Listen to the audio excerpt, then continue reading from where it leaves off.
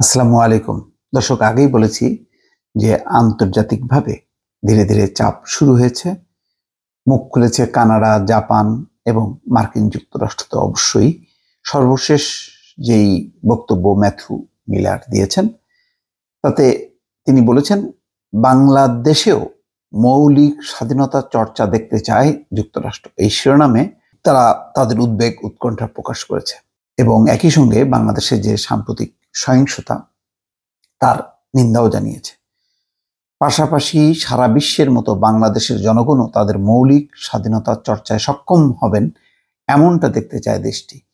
বুধবার মার্কিন পররাষ্ট্র দপ্তরের নিয়মিত প্রেস ব্রিফিংয়ে দপ্তরের মুখপাত্র ম্যাথু মিলার এই তথ্য জানান। ব্রিফিংয়ে একজন সাংবাদিক জানতে চান, ভ্রমণের জন্য বাংলাদেশকে লেভেল 4 সবচেয়ে বিপজ্জনক অঞ্চল ঘোষণা করেছেন। সেখানে সহিংসতায় নিহতের সংখ্যা 200 ছাড়িয়েছে। শান্তিপূর্ণ প্রতিবাদ করেছেন শিক্ষার্থীরা। নিরাপরাধ শিক্ষার্থী ও জাতিকে নিষ্ঠুরতা থেকে উদ্ধারে যুক্তরাষ্ট্র কোনো সুনির্দিষ্ট পদক্ষেপ নিতে যাচ্ছে কিনা। এর জবাবে ম্যাথু মিলার বলেন, প্রথমত বাংলাদেশে চলমান নিরাপত্তা পরিস্থিতি নিয়ে আমাদের উদ্বেগের বিষয়টি পরিষ্কার করেছি। অন্যদিন ঘোষণা করেছি, ঢাকায় আমাদের কর্মকর্তাদের নিরাপত্তা নিশ্চিত করার সব বিকল্প খতিয়ে দেখছি। ঢাকায় মার্কিন দূতাবাসে অত্যাবশ্যকীয় নন এমন কর্মকর্তা ও তাদের পরিবারের সদস্যদের স্বেচ্ছায় সেখান থেকে চলে আসার অনুমোদন দিয়েছি। দর্শক, এটা কিন্তু খুব গুরুত্বপূর্ণ বিষয়। তার মানে পরিস্থিতি এমনই যে তারা তাদের স্টাফ সংখ্যা কমিয়ে আনছে। এই বক্তব্যের মধ্য দিয়ে বোঝা যায় যে খুব প্রয়োজনীয় সংখ্যক কিছু কর্মকর্তা রাখবেন, বাকিদেরকে উঠিয়ে নিচ্ছে। বাংলাদেশে অবস্থান করছেন এমন মার্কিন নাগরিকদের সেবা দিতে দূতাবাস খোলা আছে। মার্কিন যে কোনো নাগরিকের নিরাপত্তা আমাদের প্রথম অগ্রাধিকার। ঢাকায় মার্কিন দূতাবাস পুরোদমে চালু আছে কিনা এমন প্রশ্নের জবাবে মিলার বলেন, এটা চালু আছে।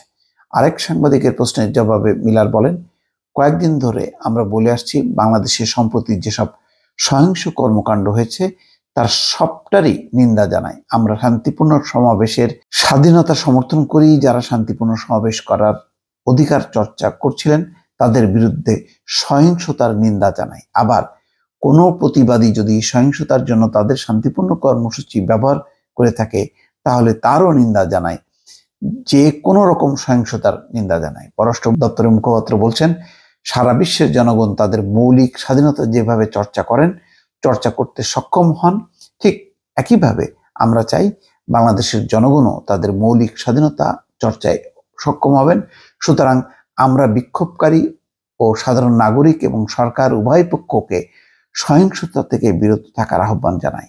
9 জঙ্গির কারাগার থেকে পালানোর বিষয়ে মিলার বলেন যে বিষয়ে আমার কোনো সুনির্দিষ্ট বক্তব্য নেই। দর্শক, বোঝাই যাচ্ছে যে বাংলাদেশকে ঘিরে যে চলমান পরিস্থিতি তাতে তারা গভীরভাবে উদ্বেগ এবং উৎকণ্ঠা প্রকাশ করছে এবং সহিংসতা বন্ধ এবং সবার অধিকার নিশ্চিত করার জন্য তারা বলে যাচ্ছে। জানি না এই আহ্বানটা শেষের চাপে রূপান্তরিত হবে নাকি শুধুমাত্র মৌখিক আহ্বান জানিয়ে তাদের দায়িত্ব শেষ করবে, সেটি এখন দেখার বিষয়। দর্শক, ভালো থাকবেন।